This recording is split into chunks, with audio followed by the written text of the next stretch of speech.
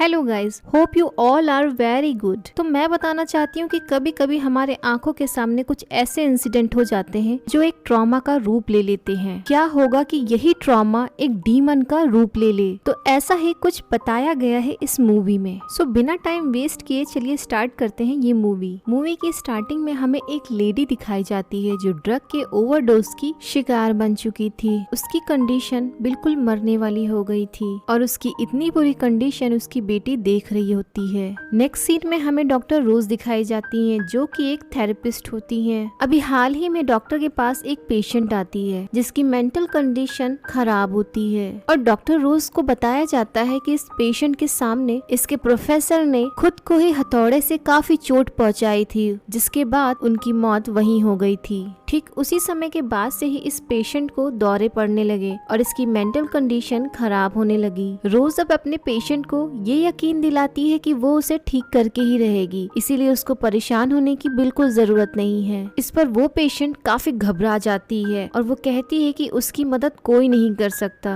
वो बताती है कि जब से उसने अपने प्रोफेसर को मरते हुए देखा तब से लेके आज तक उसको एक एंटिटी परेशान कर रही है और अब उसकी बारी है, वो उसे मार डालेगी। रोज उससे कहती है कि ये सब बस एक ट्रॉमा का असर है। इस पर पेशेंट कहती है कि हाँ मुझे पता है कि मैं पागल नहीं हूँ, पर ये बात सच थी कि उस लड़की को कोई इविल एंटिटी परेशान कर रही थी। अब रोज पूछती है कि आखिर ये एंटिटी दिखती कैसी है। इस पर पेशेंट बताती है कि वो कोई सा भी रूप ले सकती है, कभी तो वो किसी अनजान व्यक्ति की तरह दिखता है और कभी तो वो किसी अपनों की तरह लगता है और वो तब तक आपको देखकर स्माइल करता रहेगा जब तक आप खुद को मार नहीं लेते। इन सारी बातों पर रोज को बिल्कुल भी बिलीव नहीं होता है। फिर तभी अचानक से वो पेशेंट चिल्लाने लगती है। रोज हेल्प बुलाने के लिए फोन लगाती है और जब रोज पीछे पलटकर देखती है तब तक वो पेशेंट एकदम शांत हो चुकी थी और वो रोज को देखकर एक क्रीपी सा स्माइल करती है। उस पेशेंट ने अपने हाथ में एक ग्लास का टुकड़ा पकड़ा हुआ था, जिसके बाद वो खुद को ही मार डालती है। अब इस इंसिडेंट से रोज खुद काफी डिस्टर्ब हो जाती है। घर पहुंचकर वो खुद को रिलैक्स करने के लिए वो ड्रिंक करती है, जहां अचानक से उसे एक कोने में कोई इविल एंटिटी दिखाई देती है, जिसे देखकर रोज बहुत डर जाती है। तभी वहाँ पर उसका फियांसे आ जाता है जिसका नाम ट्रेवर होता है। रोज उसे वो सारा इंसिडेंट बताती है जिसकी वजह से अभी वो थोड़ा डिस्टर्ब फील कर रही है, इसीलिए ट्रेवर उसे डिनर के लिए ले जाता है। अब डिनर पर रोज अपने सिस्टर और उसके हस्बैंड के साथ होती है, जहाँ उसके सिस्टर अपने बेटे के बर्थडे पार्टी पर उन दोनों को इनवाइट करती है। रोज उसे मना कर देती है क्योंकि उस दिन उसे काम पर जाना था। उसकी सिस्टर उसे वो घर बेचने के लिए कहती है जहाँ पर उन दोनों का बचपन बीता था, पर रोज इसके लिए भी उसे मना कर देती है। अब यहाँ हम व्यूअर्स साफ देख पाते हैं कि रोज हॉस्पिटल वाले उस इंसिडेंट से अभी भी बहुत डिस्टर्ब है। अब नेक्स्ट डे रोज वापस से अपने काम पर जाती है, जहाँ पर उसका एक्स बॉयफ्रेंड जॉयल, जो कि एक पुलिस ऑफिसर होता है, उसे कल के हुए एक्सीडेंट के बारे में पता चलता है, तो वो रोज से उसी के बारे में बात करता है। ऐसे में रोज उससे सही से बात नहीं करती है और वहाँ से चली जाती है। उसके बाद रोज की सिस्टर हॉली का उसे फोन आता है और वो उससे कल जो भी कुछ हुआ उसके लिए माफी मांगती है और एक बार फिर से वो अपने बेटे की बर्थडे पार्टी के लिए उसे इनवाइट करती है। यहाँ तक कि वो ये भी बता देती है कि उसके बेटे को गिफ्ट में क्या चाहिए। बट एक बार फिर से विंडो से बाहर देखने पर रोज को वही इविल एंटिटी उसे दिखाई देती है, जिससे रोज बहुत ज्यादा घबरा जाती है। जिसके बाद वो बाहर जाके अपने एक पुराने पेशेंट को मिलती है जो रोज को देखकर उसी तरीके से क्रीपी स्माइल कर रहा था और जब रोज उसके पास जाती है तो वो उससे ये कहता है अब तुम भी मरने वाली हो। जिसके बाद रोज तुरंत स्टाफ को बुलाती है और स्टाफ के आने के बाद वो पेशेंट बिल्कुल नॉर्मल हो जाता है।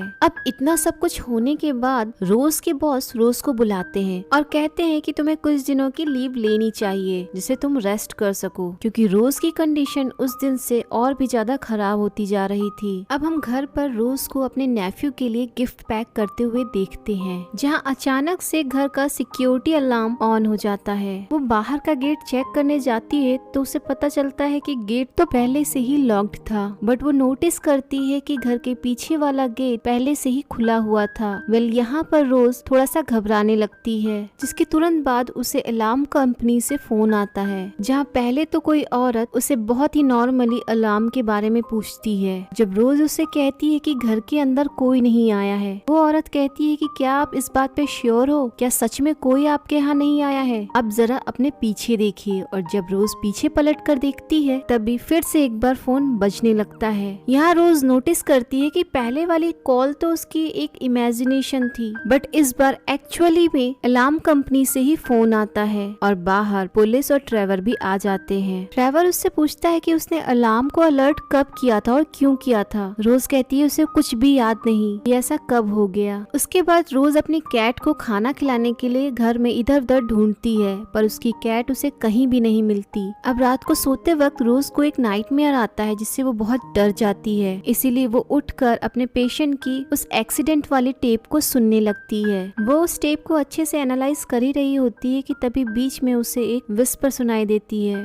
जो कहता है रोज। रोज इसे दोबारा से सुनने की कोशिश करती है, बट तभी उसके सामने एक घोस्ट एंटिटी उसे पुकार रही होती है। रोज इस पर बहुत ज्यादा डर जाती है और खुद को बचाने के लिए वो एक नाइफ उठा लेती है और उसी वक्त वहाँ पर ट्रेवर आ जाता है जो रोज को उसके हाथ में नाइफ देखकर खुद भी बहुत डर सा जाता है। नेक्स्ट डे रोज अपने एक डॉक्टर के पास जाती है जो खुद एक थेरेपिस्ट होती हैं। रोज उन्हें वो सारा इंसिडेंट बताती है जो आजकल उसके साथ हो रहे थे। रोज डॉक्टर से कुछ मेडिसिन रिकमेंड करने के लिए कहती है, पर डॉक्टर का मानना था उस पेशेंट के इंसिडेंट ने रोज के चाइल्डहुड ट्रॉमा को ट्रिगर कर दिया है, जहां रोज ने खुद की ही माँ को मरते हुए देखा था। डॉक्टर रोज को रेस्ट करने के लिए और एक बार फिर से थेरेपी स्टार्ट करने के लिए कहती है। तभी हम देखते हैं कि रोज खुद को अच्छे से रेडी करके अपने नेफ्यू के बर्थडे पार्टी में जाती है। बर्थडे पार्टी काफी अच्छी चल रही थी और उसका नेफ्यू भी अपना बर्थडे सेलिब्रेशन एंजॉय कर रहा था। तभी बीच में वो जाकर रोज का गिफ्ट एक्साइटेड होकर देखने लगता है, जिसमें उसे मिलती है रोज के कैट की लाश।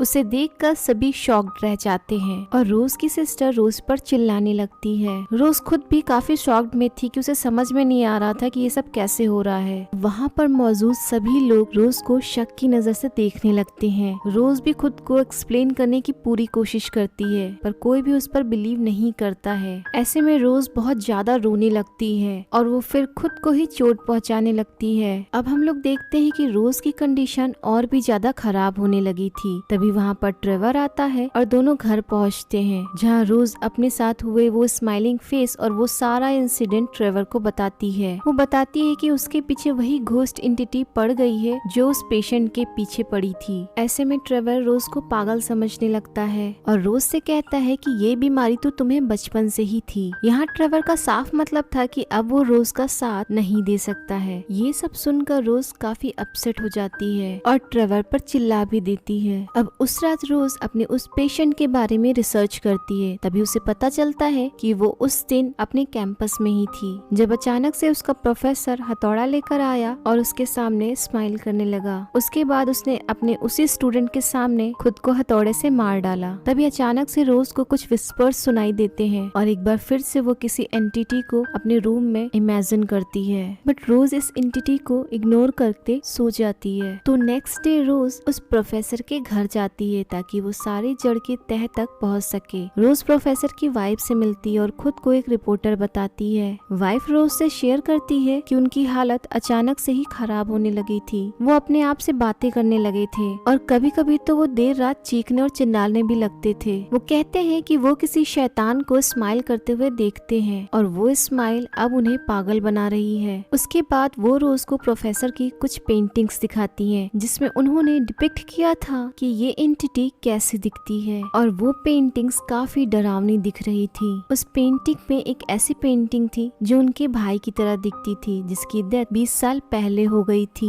इसका मतलब प्रोफेसर को वो एंटिटी उनके भाई के रूप में दिखती थी। यहाँ रोज को ये भी पता चलता है कि प्रोफेसर के साथ ये इंसिडेंट तब शुरू हुआ जब एक कॉन्फ्रेंस में एक लेडी ने उन्हीं के सामने खुद को मार डाला था। जब रोज उस औरत के बारे में पूछती है तो यहाँ पर उस लेडी को शक हो जाता है कि रोज कोई रिपोर्टर नहीं है, इसीलिए वो रोज को धक्के मार के घर से निकाल देती है। तो इस बात की तह तक जाने के लिए रोज अपने एक्स बॉयफ्रेंड जॉयल के घर जाती है। अब जॉयल इस बात का पता लगाता है कि प्रोफेसर के सामने जिस औरत ने अपने आप को मारा था उस औरत ने भी हाईवे पे किसी आदमी को मरते हुए देखा था। जॉयल अब इस हाईवे का सीसीटीवी फुटेज देखता है जहाँ वो देखता है कि वो आदमी मरने से पहले स्माइल कर रहा था।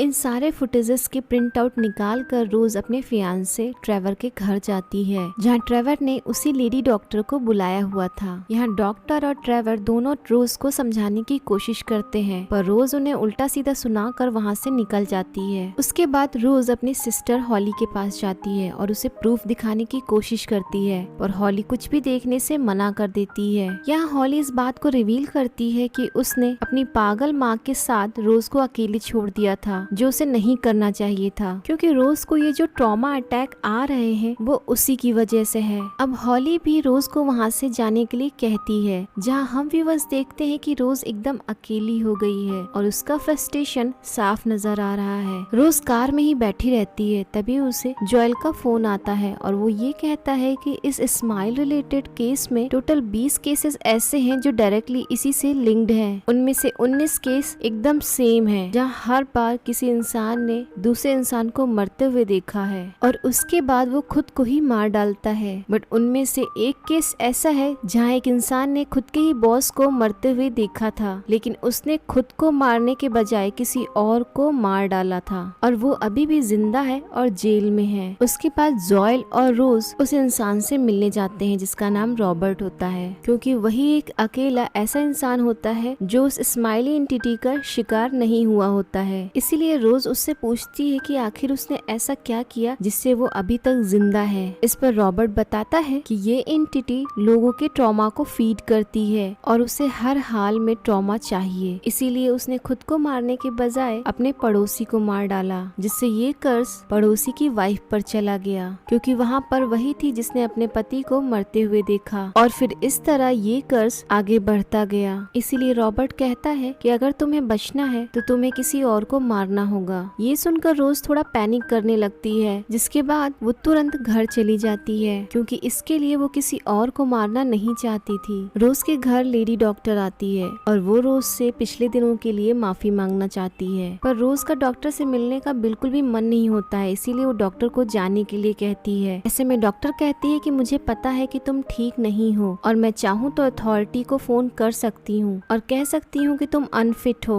और वो लोग आएंगे और तुम्हें यहाँ से पकड़ कर ले जाएंगे। तो अगर तुम चाहती हो कि मैं ऐसा ना करूँ तो मुझे अंदर आने दो। रोज उनसे शेयर करती है कि कैसे वो इन दिनों एकदम अकेली सी पड़ गई है। अचानक से रोज का फोन बजता है और ये कॉल किसी और की नहीं बल्कि उसी लेडी डॉक्टर की होती है। जी हाँ, ये सचमुच की डॉक्टर होती है जो रोज को फोन करके पिछले दिनों जो कुछ भी हुआ उनके लिए माफी मांगती है और उसके सामने जो डॉक्टर बैठी होती है वो अचानक से स्माइल करने लगती है और एक भयानक रूप लेने लगती है। फिर वो रोज से कहती है कि अब तुम्हारा भी वक्त आ गया है और जब वो रोज की तरफ आगे बढ़ने लगती है तो रोज डर से चिल्लाने लगती है। नेक्स्ट सीन में हम देखते हैं कि रोज एक चाकू लेकर अपने ऑफिस जाती है और वहाँ पे सबसे कहती है कि वो सामान लेने आई है। फिर वो अपने पुराने पेशेंट के रूम में जाती है और उसे बहुत ही बेदर्दी से मार डालती है, जिससे कि उसके बॉस और कलीग्स शॉक्ड रह जाते हैं। पर अगले ही पल रोज नोटिस करती है कि ये सब कुछ उसकी एक इमेजिनेशन थी। यहाँ रोज थोड़ा परेशान होने लगती है। तभी उसका बॉस उसके पास आता है और वो रोज के हाथ में नाइफ देखकर उसे एडमिट करने के लिए कहता है, बट रोज अपने बॉस में भी वही स्माइली एंटिटी देखती है और वहाँ से भाग निकलती है। अब रास्ते में उसे जोएल का फोन आता है जो रोज को बताता है कि उसे पकड़ने के लिए पुलिस अलर्ट जारी की गई है। इस पर रोज कहती है कि उसे समझ में आ गया है कि ये एंटिटी आखिर चाहती क्या है।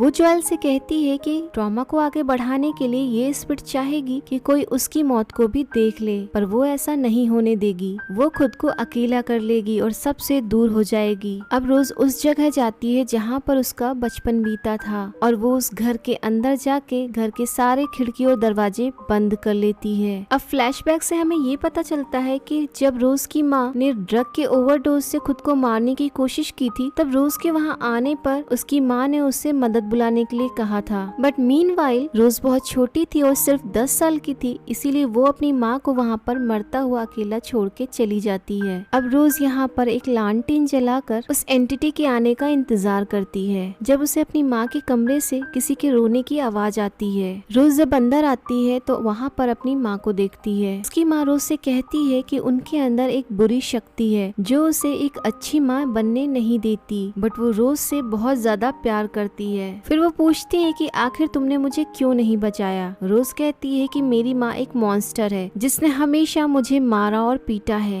और बुरी तरीके से ट्रीट किया। वो जिंदगी भर इस बात का गिल्ट लेकर घूमती रही कि उसने अपनी माँ को नहीं बचाया, पर अब वो अपने आप को माफ कर देगी। उसके बाद रोज की माँ एक एंटिटी का रूप लेकर स्माइल करने लगती है और वो रोज से कहती है कि क्या तुम्हारा दिमाग तुम्हें माफ कर देगा। रोज उससे पूछती है कि आखिर तुम मेरे ही पीछे क्यों पड़े हो। इस पर वो एंटिटी कहती है कि तुम्हारे दिमाग ने ही मुझे इनवाइट किया है। उसके बाद रोज वहाँ से भागने लगती है। तभी ये एंटिटी एक लंबे चौड़े मॉन्स्टर का रूप लेकर रोज का पीछा करने लगती है। रोज बाहर आती है और उसके बाद ये एंटिटी उसे मारने की कोशिश करती है। ये एंटिटी कहती है तुम्हारा दिमाग ही तुम पर मुझे जीत दिलाएगा, अब तुम मुझसे नहीं बच सकती। पर रोज कहती है कि ये दिमाग मेरा है और मैं तुम्हें कभी भी जीतने नहीं दूंगी। और फिर रोज पास में पड़े लालटेन को उस पर फेंक कर मारती है, जिससे वो पूरा घर जलने लगता है और रोज बाहर आ जाती है। वहीं हम व्यूअर्स उस एंटिटी को उस घर में जलते हुए देखते हैं। उधर रोज भी जॉयल के घर आ जाती है। वो जॉयल को उन सारी चीजों के लिए सॉरी बोलती है जो उसने जॉयल के साथ किया और वो अब जॉयल के साथ रहना चाहती है। जॉयल भी कहता है कि वो कभी भी उसे अकेला नहीं छोड़ेगा। बट उसी पल जॉयल भी एक एंटिटी का रूप ले लेता है और स्माइल करने लगता है। नाउ रोज को अब रियलाइज होता है कि वो अभी भी उस एंटिटी के साथ उसी घर में कैद है। ये एंटिटी अब रोज को मारने की कोशिश करती है। उधर जॉयल भी उसी लोकेशन पर आ जाता है रोज को बचाने के लिए। जॉयल को देखकर रोज खुद को घर के अंदर बंद कर लेती है।